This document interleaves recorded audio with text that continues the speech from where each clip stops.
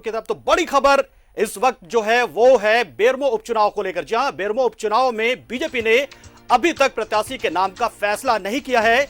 3 संभावित प्रत्याशियों के बीच अब कांटे की टक्कर बताई जा रही है। बड़ी खबर, योगेश्वर महतो, मृगांक शेखर और गिरिजा देवी महतो के बीच में ये दौड़ है।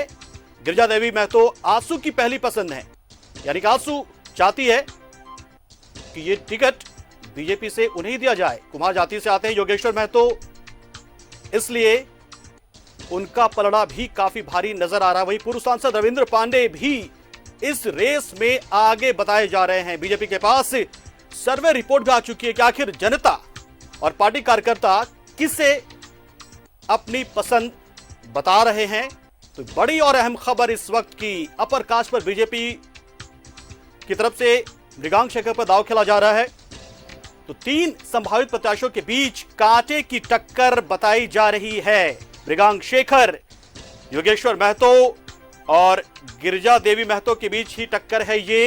हालांकि रविंद्र पांडे का नाम भी बीच बीच में आ जरूर रहा है, लेकिन अंतिम फैसला अभी तक नहीं हो पाया कि आखिर इस सीट पर उम्मीदवार कौन होगा बीजेपी से। जी हां, बीजेपी से उम्मीदवार कौन होगा ये फैसला इस पर नहीं हो पाया है।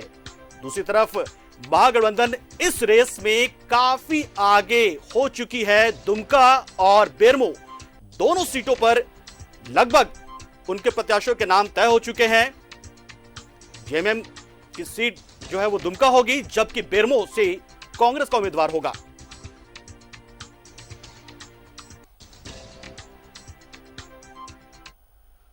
और इस खबर पर और इस पर ज्यादा जानकारी लेने के लिए हम सीधे रुख करते हैं राकेश जी के पास। राकेश इस वक्त हमारे साथ रांची मौजूद हैं और बारीकी नजर रखे हुए हैं बीजेपी के इस फैसले को लेकर। आखिर बीजेपी क्या फैसला करती है, कब तक करती है और कौन हो सकता है उम्मीदवार बीजेपी का बेरमो सीट पर। राकेश बताइए, जो खबर इस वक्त आ रही है, 3 नाम चर्चा में, हालांकि बीच बीच में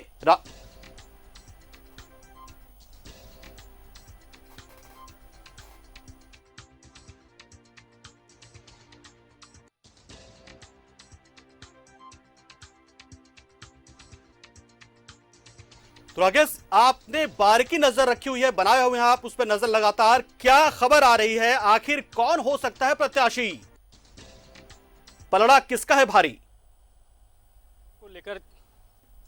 बिल्कुल, देखिए कई नामों को लेकर चर्चा है बीजेपी के अंदर, खासतौर पर अगर आप बेरमो सीट की बात करें तो उसमें एक जो नया नाम उभर कर आया है गिरिजा देवी महतो का। चूंकि महतो बहुल इलाका है, महतो बेल्ट है वो, तो इस वजह से इस नाम को प्रमुखता से लिया जा रहा है और बीजेपी के अंदर में इस नाम को लेकर बड़ी चर्चा है।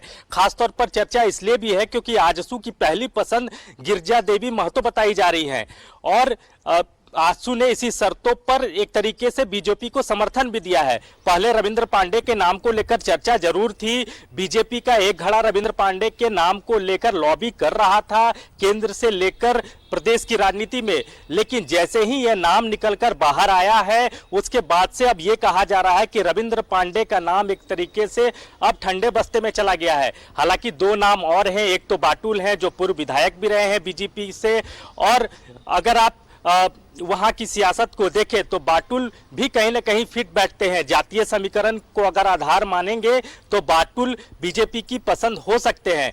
इसके अलावा जो मृणाल शेखर, एक नया नाम जो कि पूर्व सीएमडी सीसीएल के उनके बेटे का नाम आ रहा है, उनके भी नाम को लेकर चर्चा है। लेकिन इन तीनों नाम के बीच में जो एक नाम जो तेजी से उभर कर आया है उसमें गिरिजा देवी महतो का नाम सबसे प्रमुखता से आ रहा है और उम्मीद की जा रही है कि इस नए नाम के साथ बीजेपी जो है वो आगे बढ़ेगी।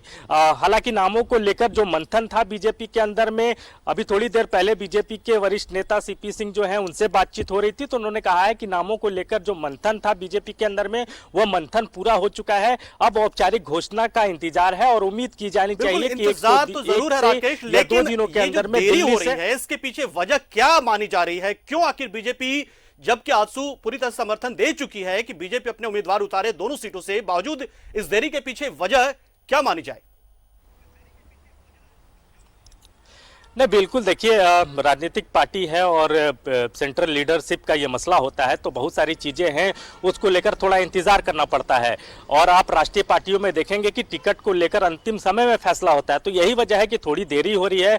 और दूसरी जो देरी की एक प्रमुख वजह है कि वहाँ अनूप सिंह का नाम लगभग तय माना जा रहा है, यानी राजेंद्र प्रसाद सिंह की जो सियासी विरासत है उसको अब अनूप सिंह आगे लेकर चलेंगे।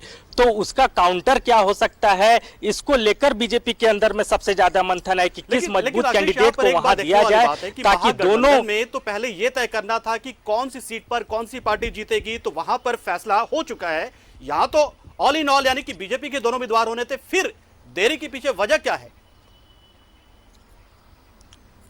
मैं वही बता रहा हूं कि एक तो राष्ट्रीय पार्टी है, राष्ट्रीय पार्टी में तमाम चीजों पर मंथन होता है, उसके बाद केंद्र से फैसला होता है, तो उसके लिए थोड़ा इंतजार करना पड़ता है। दूसरा, जो मैं आपसे अभी थोड़ी देर पहले जिक्र कर रहा था कि राजेंद्र प्रसाद सिंह के जो बेटे हैं, बड़े बेटे अनूप सिंह, उनकी लगभग उनको लेकर जो तस्वीर है वो साफ हो चुका है।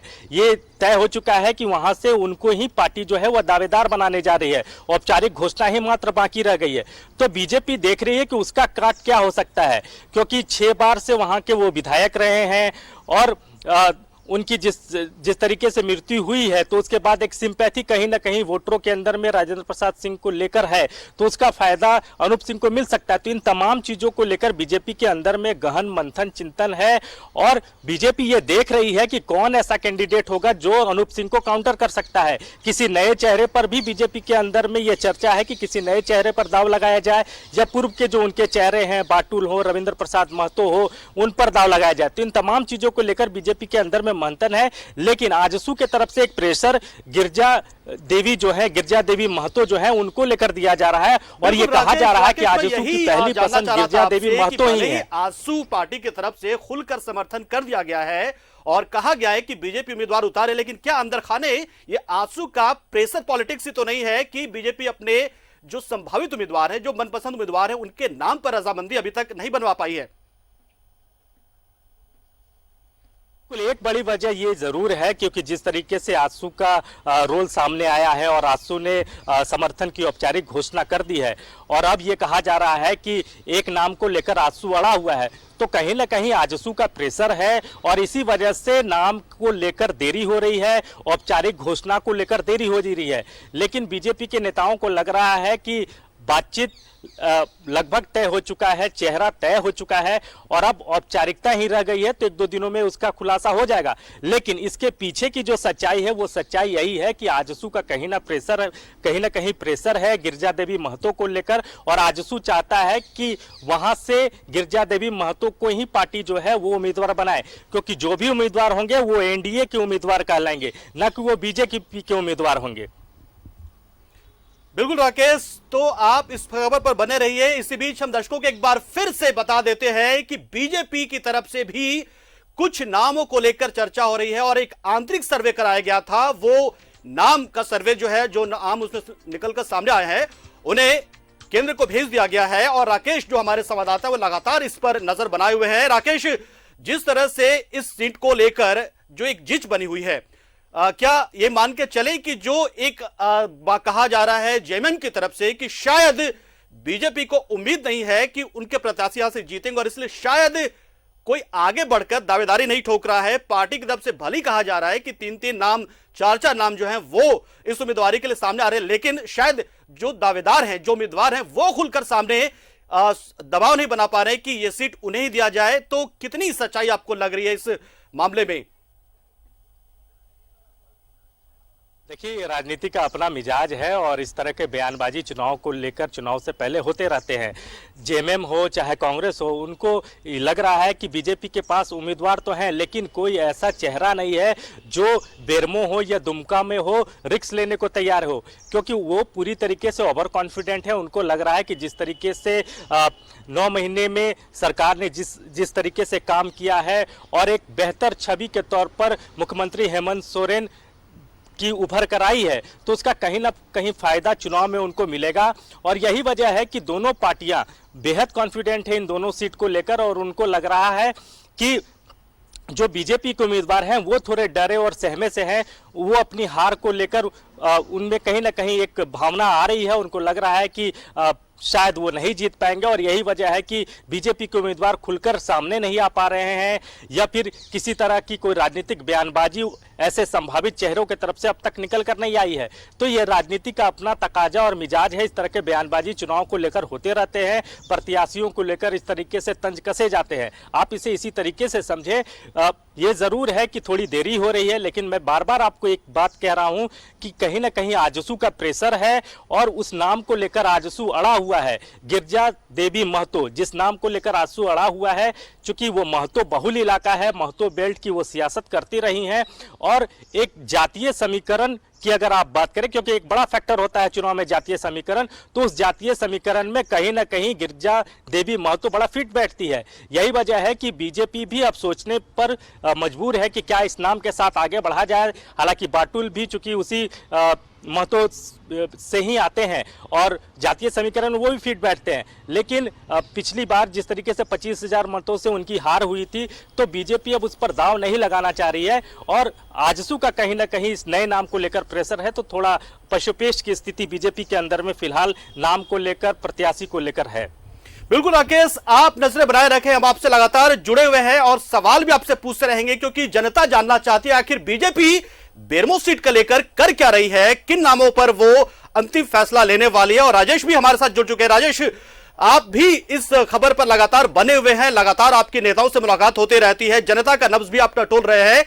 आखिर बीजेपी की तरफ से जो नाम तय किए जाने वाले हैं या तय किए जा सकते हैं, आखिर उनके पीछे की वजह क्या क्या हो सकती है, जरा आप बताना चाहेंगे, क्योंकि जनता ये बात जानना चाहती है कि आखिर कौन से नाम होंगे और उन नामों के पीछे वजह क्या है कि उन नामों को हम इस दौड़ में मानकर चल रहे हैं।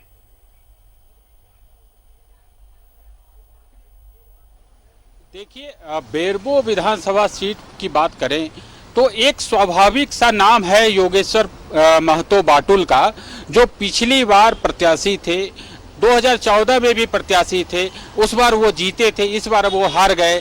एक स्वाभाविक नाम ये रहता ही है, ये परंपरा है कि जो निवर्तमान विधायक या प्रत्याशी होता है उसका नाम होता है। इसके अलावे एक गिरजा देवी हैं, चूंकि उस क्षेत्र में जो सामाजिक समीकरण होता है, देखिए हमेशा से लाख कोई कुछ कह ले, जितनी बड़ी पार्टी हो, सभी सामाजिक समीकरण को ध्यान में रख के पार्टी अपना प्रत्याशी तय करती है।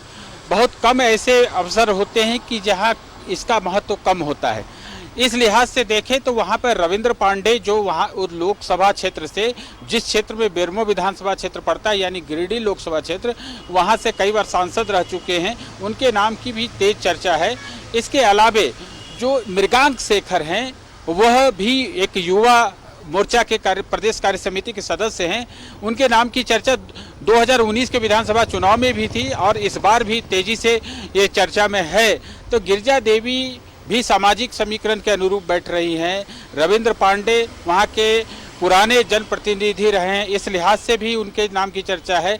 योगेश्वर महतो जो कुम्हार जाति से आते हैं कि उनका भी सामाजिक समीकरण है। सामने आ रही है कि जो 3 नाम इस रेस में आगे बने, उससे रविंद्र पांडे सबसे कमजोर प्रत्याशी बताए जा रहे हैं। क्या लोकसभा सीट के दौरान, लोकसभा चुनाव के दौरान जिस तरह उनकी सीट काटी गई थी, क्या वही कमजोरी भी इस बार नजर आ रही है कि उन जैसे प्रत्याशी को, जो कि सांसद रह चुके उस इलाके से, उन्हें इस रेस में कमजोर माना जा रहा है? राजेश, कहना बिल्कुल सही है कि रविंद्र पांडे पूरी दौड़ में पीछे चल रहे हैं और रविंद्र पांडे का जो जनाधार है, उस तरह से तुलनात्मक तरीके से देखेंगे तो योगेश्वर महतो और अन्य जो नाम मैंने गिनाए हैं या आपने लिए हैं, उनकी तुलना में इनका जो जनाधार है वो वैसा नहीं, मजबूत नहीं है। लेकिन देखिए, सामाजिक समीकरण के लिहाज से चुनाव लड़े जाते हैं, प्रत्याशी दिए जाते हैं, पार्टी ये तमाम चीज़ों को देखकर 3-4 नाम यहाँ से चुनाव समिति, जो पार्लियामेंट्री बोर्ड है भारतीय जनता पार्टी की केंद्रीय इकाई का वह अंग है, तो उसको भेजा गया है और इनमें से कोई एक नाम पर मुहर लगेगी। आज उम्मीद की जा रही है कि आज शाम तक संभवतः नाम तय हो जाएंगे। लेकिन पार्टी की तरफ से देखें तो सारे समीकरण को एक सर्वे रिपोर्ट आ गई है। बताया जा रहा है कि इसमें जो है योगेश्वर महतो बाटुल, जो पिछले बार भी विधानसभा चुनाव लड़े थे, वो पहले नंबर पे हैं। एक गिरजा देवी हैं जो आजसू की पसंद मानी जा सकती है और मृगांक शेखर, ये 3 नाम प्रमुख से, एक रविंद्र पांडे हैं, ये चौथे नाम है। वैसे मैं बता दूं कि यहाँ पर से लगभग 15-16 लोगों के नाम की चर्चा थी, यहाँ से भेजे गए थे। यहाँ पर जो प्रदेश कार्य समिति, चुनाव समिति के पास जो नाम आए थे, लगभग 16-17 नाम थे, जिनमें से शॉर्टलिस्ट किया गया है। तो ये 4 नाम बेहद चर्चा में है। बिल्कुल। राकेश हमारे साथ बने हुए। राजेश जी, आपको यहाँ तो रोकना चाहेंगे। राकेश, एक सवाल मेरा यहाँ पर होगा। राकेश, आपने कहा कि जो संभावित जो प्रत्याशी होते हैं उनमें उन प्रत्याशियों को तरजीह दी जाती है जो वर्तमान होते हैं, निवर्तमान होते हैं उपचुनाव में या चुनाव में भी। तो इस वजह से आपने कहा योगेश्वर प्रसाद जो बाटुल हैं वो इस रेस में सबसे आगे चल रहे हैं। लेकिन सवाल यहां पर मेरा यह है कि यदि बाटुल जन नेता होते तो शायद उन्हें हार का मुंह देखना नहीं पड़ता। आखिर इस बार जो उन्हें बताया जा रहा है उम्मीदवार, तो आखिर बीजेपी क्या सोचकर चल रही है कि जब एक ऐसा नेता जो हार का स्वाद चख चुका हो, बावजूद ऐसे हालत में जबकि सरकार यहां पर महागठबंधन की है, उस नेता को आखिर वो उम्मीदवार बनाने की रेस में आगे लेकर चल रहे हैं, वजह क्या हो सकती है? नहीं, देखिए, अब जब तक चीजें फाइनलाइज नहीं हो जाए तब तक कुछ कहा नहीं जा सकता है। नाम जरूर है, चर्चा जरूर हो रही है बाटुल को लेकर, क्योंकि वहां की वो सियासत करते रहे हैं, पूर्व विधायक रहे हैं, लेकिन पिछली बार उनको जबरदस्त हार का सामना करना पड़ा था। यही वजह है कि बीजेपी उनके नाम को लेकर रिस्क लेने से पहले डर रही है, क्योंकि इस 2 बाई इलेक्शन से एक बड़ा मैसेज देने की कोशिश बीजेपी की है पूरे राज्य भर में। आप देखे होंगे प्रदेश अध्यक्ष नए बने हैं दीपक प्रकाश, उनको भी अपने आप को साबित करना है इस बाई इलेक्शन के द्वारा। बाबूलाल मरांडी जेबीएम को पूरा विलय करके बीजेपी में आए, तो एक तरीके से उनकी भी प्रतिष्ठा इस चुनाव को लेकर दांव पर है। तो यही वजह है कि बीजेपी कोई भी कदम बेरमो हो या दुमका हो, वहां फूक फूक कर रखना चाहती है, और तमाम समीकरणों के आकलन के बाद ही बीजेपी कोई फैसला लेगी कि कौन चेहरा होगा जहां से पार्टी को जीत मिल सके। यही वजह है कि उम्मीदवार को लेकर, उनके नाम को लेकर ये देरी हो रही है। जहां तक बात रविंद्र पांडे की आप कर रहे थे, तो रविंद्र पांडे को लेकर आजसू का ऐतराज है, क्योंकि आपने देखा होगा कि पिछले लोकसभा चुनाव में जरूर रविंद्र पांडे ने त्याग दिया था पार्टी के कहने पर, और वहां से एनडीए के उम्मीदवार के तौर पर चंद्रप्रकाश चौधरी को मैदान में लाया गया था, और भारी मतों से चंद्रप्रकाश चौधरी चुनाव जीते भी थे। लेकिन एक मैसेज जो आजसू के तरफ से उस वक्त निकल कर आया था, यह कहा गया था कि रविंद्र पांडे ने भीतरघात किया है उस चुनाव में। यही वजह है कि रविंद्र पांडे के नाम को लेकर आजसू का ऐतराज है, और एक जो नया नाम जो गिरिजा देवी महतो का बताया जा रहा है, वो आजसू की पहली पसंद है, और इसको लेकर आजसू लगातार बीजेपी पर प्रेशर बनाए हुए है। और कहीं ना कहीं अगर आजसू ने उनको समर्थन दिया है, बीजेपी को समर्थन दिया है इस उपचुनाव को लेकर, तो उसके पीछे ये नाम भी बड़ा महत्वपूर्ण रखता है। तो यही तमाम चीजों को लेकर जो है देरी हो रही है। हालांकि उम्मीद की जानी चाहिए कि आज या कल से बीच में कोई एक नाम को लेकर मोहर लग जाएगी और उसकी आधिकारिक घोषणा हो भी जाएगी, लेकिन जो देरी हो रही है ये इन तमाम मसलों को लेकर देरी है। बिल्कुल, इस वक्त की बड़ी खबर हम आपको बता रहे हैं कि बेरमो चुनाव को लेकर बीजेपी की अहम बैठक हुई है, और उसमें 3 नामों पर चर्चा। और इस सूत्रों के हवाले से जो खबर हम दे पा रहे हैं आपको, 3 प्रत्याशी जो है इस रेस में सबसे आगे चल रहे हैं।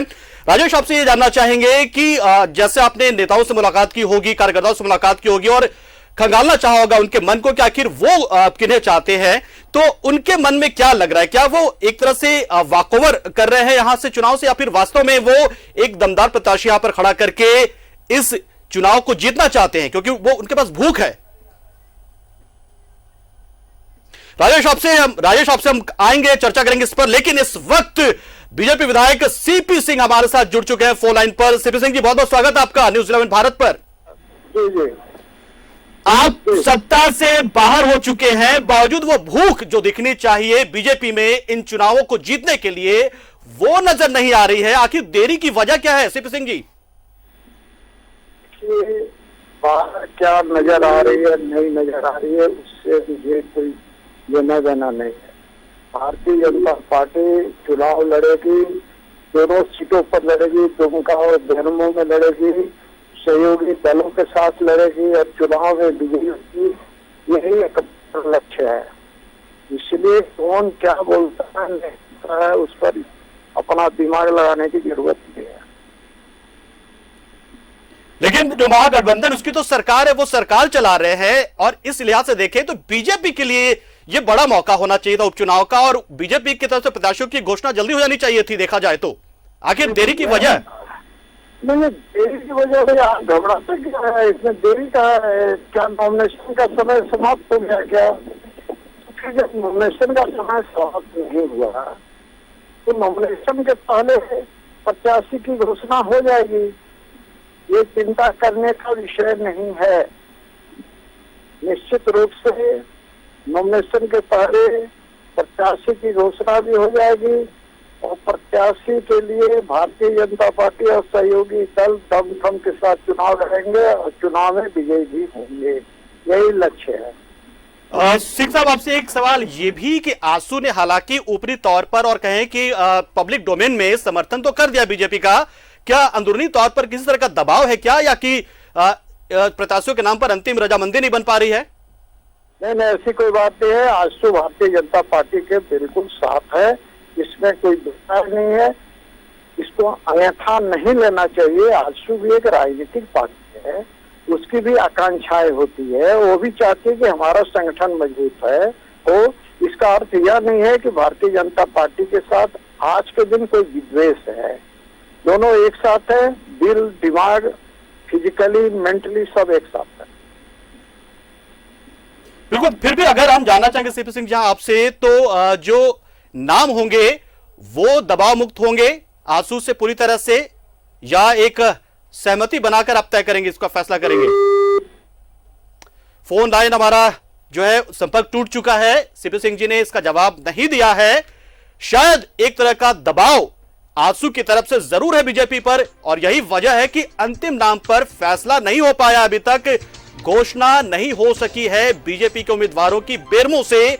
तो बड़ी और अहम खबर इस वक्त आपको हम दिखा रहे हैं, सूत्रों के हवाले से खबर आ रही है, और हमारे दोनों सहयोगी राकेश और आयस भी इस वक्त लगातार हमारे साथ जुड़े हुए हैं, नजर बनाए हुए हैं, खंगाल रहे हैं, टटोल रहे हैं कार्यकर्ताओं का मन, नेताओं का मन, कि आखिर उनके दिमाग में क्या चल रहा है, क्या वो इस जीत के लिए पूरी तरह से तैयार हैं। और राकेश, जिस तरह से आपने सुना, यहां सीपी सिंह जी ने कहा कि महागठबंधन में जिस तरह से फैसला ले लिया गया है उसी तरह से एनडीए भी जल्दी फैसला ले लेगी, किसी तरह का दबाव नहीं है। लेकिन आपने बताया कि आजसू की तरफ से जो उम्मीदवार है उसको लेकर शायद मामला फंस रहा है। कितनी सच्चाई हो सकती है इसमें? है, और इससे आप इनकार नहीं कर सकते हैं। यही वजह है कि देरी हो रही है। मैं बार बार कह रहा हूं कि जो गिरिजा देवी महतो जिस नाम को लेकर आजसू आगे बढ़ रहा है, और कहीं ना कहीं उस नाम को लेकर आजसू का दबाव है, यही वजह है कि थोड़ी देरी हो रही है। चूंकि जातीय समीकरण में वहां वो फिट बैठ रही हैं, तो आजसू को लगता है कि अगर इस नाम के साथ इंडिया आगे जुड़े रहिए हमारे साथ। हटिया से विधायक नवीन जायसवाल हमारे साथ जुड़ चुके हैं। जायसवाल साहब, बहुत बहुत स्वागत आपका। जी नमस्ते। एक सवाल आपसे, बहुत अहम सवाल, आंसू ने दबाव बना दिया है आप पर, तो क्या यह आंसू का दिखावा है कि वो ऊपर तरफ से समर्थन करती है बीजेपी के उम्मीदवार का बेरमो उपचुनाव के लिए, दूसरी तरफ से वो दबाव बनाती है अंदर से? इस विषय में तो जानकारी ऐसी कोई मिली नहीं है, औपचारिक जानकारी। ये तो मीडिया के माध्यम से ही, आप लोगों के माध्यम से सुनने को आया। एनडीए गठबंधन मजबूत गठबंधन है और इस तरह की कोई चर्चा पार्टी फोरम में तो नहीं की है। लेकिन जिस तरह से रविंद्र पांडे जो कि बीजेपी के पुराने नेता हैं, दिग्गज नेता हैं, उनके नाम को लेकर भी पहले तो आंसू ने ऐतराज जताया, और अब अपना एक उम्मीदवार जो नाम सामने आ रहा है उसको लेकर बीजेपी पर दबाव बना रही है आंसू पार्टी। ये बात भी तो सामने आ रही है। देखिए, भारतीय जनता पार्टी और आजसू का गठबंधन पूर्व में भी रहा है, और कैंडिडेट कौन होंगे नहीं होंगे, चुनाव समिति की बैठक हुई है। केंद्रीय नेतृत्व को तय करना है। दोनों उपचुनाव जहां होने हैं वहां के प्रत्याशी की घोषणा पार्टी नेतृत्व तय करेगी। लेकिन जेएमएम की तरफ से तो कहा यह जा रहा है कि शायद प्रत्याशी आपको ढूंढने नहीं मिल रहे हैं, और प्रत्याशी जो है वो तैयार नहीं, दावेदारी ही नहीं कर रहे हैं। वो तो अभी उपचुनाव है, चुनाव के रिजल्ट से पता चल जाएगा प्रत्याशी है कि भारतीय जनता पार्टी का सीट आएगा। तो अब निश्चित है कि बीजेपी का जो उम्मीदवार होगा वो औपचारिकता के लिए नहीं बल्कि लड़ने के लिए चुनाव लड़ेगा। निश्चित तौर पर दोनों सीट पर उपचुनाव में भारतीय जनता पार्टी के प्रत्याशी जीतेंगे, इसमें कोई शंका की बात नहीं है। चलिए, बहुत बहुत शुक्रिया नवीन जायसवाल जी हमारे साथ जुड़ने के लिए।